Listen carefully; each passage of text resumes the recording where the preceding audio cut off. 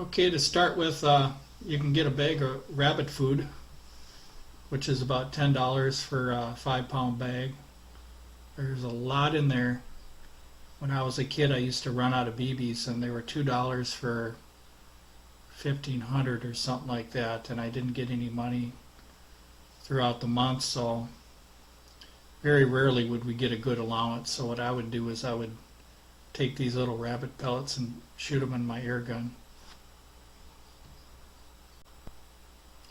Okay, this is going to be the gun I'm going to test these rabbit pellets on. This is a Daisy 880 10 pump rifle, and I'm going to be pumping it up 10 times.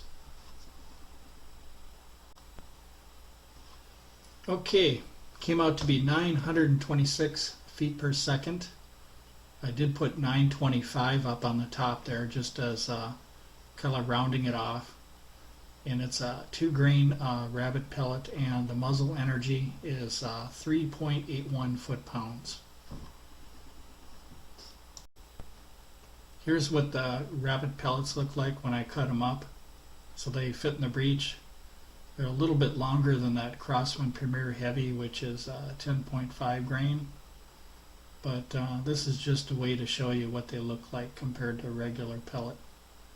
And you can see the width is really close to 177. I've even had a couple of them that were 173 on the micrometer.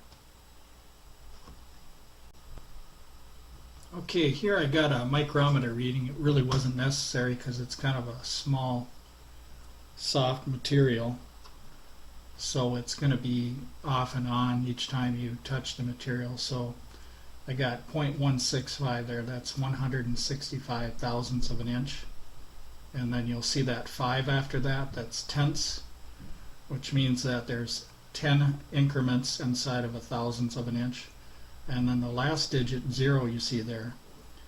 This micrometer is in the millionths, which really ain't going to matter, even on most metal parts and aluminum and stuff like that. Sometimes that's not used very often, but anyway, I got a couple that were 173 or 175, and when they fit in the barrel and stuff, they slide in pretty smooth, so I think they're pretty good fit.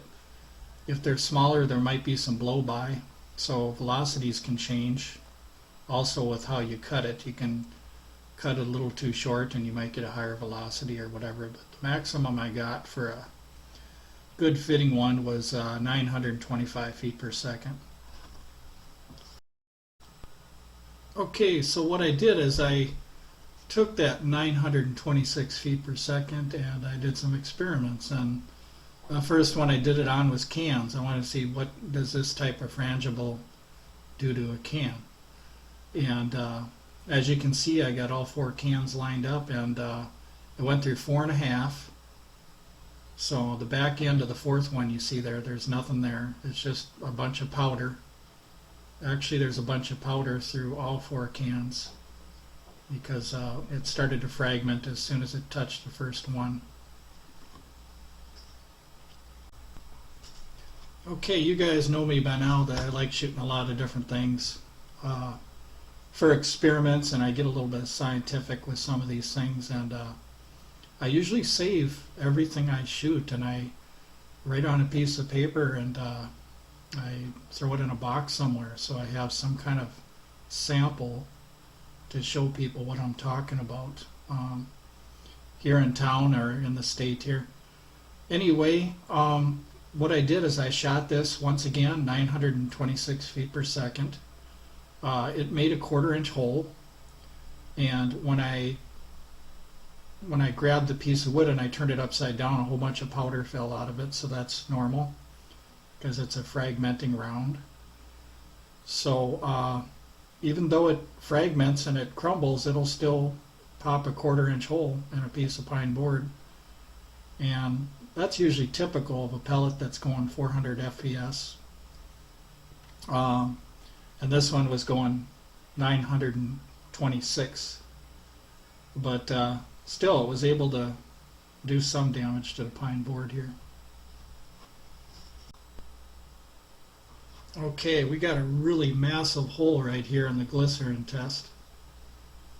When it hit, it was, of course, it was going 926 feet per second, but when it hit, I was impressed on how it immediately just exploded and caused a 50 caliber hole from a 177 rabbit pellet, and it went in maybe about a little over a quarter inch, and then it stopped, quarter to a half inch. But yeah, it was amazing to see something like this happen. It didn't go in very far, but it just kind of exploded right on impact. Okay, here's a side view just to show you guys what happened there. And I don't know if you can see the ruler or not, but you can see that it's at the half-inch mark there for width. And then depth, like I was saying before, it could be quarter inch to a half inch. But if you notice the front there was a massive explosion, and then it started to crumble and tumble. And then you'll see at the end there's a little piece that survived right in there. When I tipped it upside down, though, the powder came out from the rabbit pellet. So it's not a solid piece that you see there. It's a broken up, fragmented piece. This is the view, what it would look like if it was coming towards you. What I did is I took a piece of glycerin soap there, and I cut it so that you could see it, so you know, from the top view. And if you notice in the background, that's where that big explosion happened.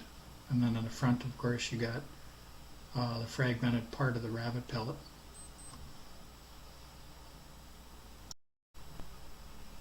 This is my clay test right here. It went in a quarter inch, and it fragmented into nothing but dust. And then you can see I've got a dime there, so you can see how big the hole is in the front.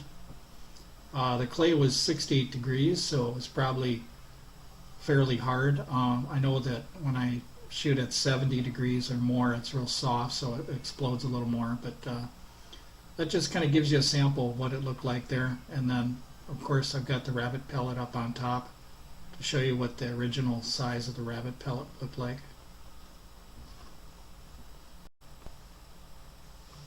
This is where I tested part of some blue jeans. I cut little patches. This is a Rustler brand, if some of you want to know. I think Levi's are probably a little tougher, but what I did is I shot through that piece of blue jeans there, and then you can see on the clay where it kept going and impacted inside there. So I wanted to see if this would hold up to a pair of blue jeans, but I guess it didn't, so it went through 926 feet per second. But anyway, that concludes all my tests. I like doing these tests. It's kind of fun to see what these rabbit pellets will do. I know when I was a kid, I was shooting these all the time. Now, they're not accurate by any means. You could probably plink cans, maybe I'd say 15 feet maximum range, maybe. So you can still have fun with them. But definitely stick with your pellets and BBs or whatever. But this is just kind of a fun experiment.